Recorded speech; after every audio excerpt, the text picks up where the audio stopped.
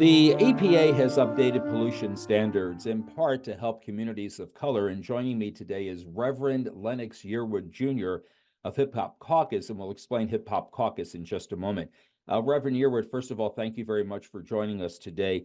Can you please tell me about the discrepancy that people of color face when it comes to pollution?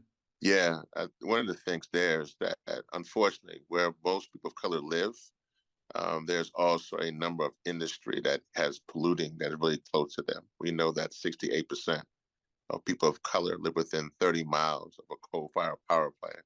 Hmm. And because of that, that causes emphysema, cancer, and asthma. And so because of that pollution and because many people of color and poor people, not just people of color, but also poor people live within these and around these facilities, it causes definitely health concerns. And so because of that, we are always trying to figure out what we can do to alleviate those health concerns and obviously ensure that those people can continue to live healthy lives. So, what did the EPA do to alleviate this issue?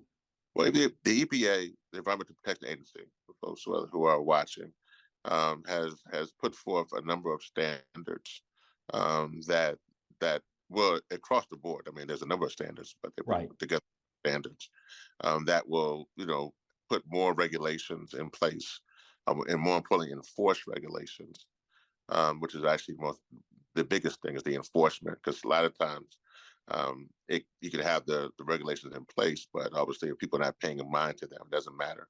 So they're doing a lot more things as far as the enforcement of the regulations to help ensure that these companies are not polluting over what they're supposed to be polluting I um, understand. around communities of color. You have a nonprofit called Hip Hop Caucus. Sounds like a real cool nonprofit. Tell us a little bit about it.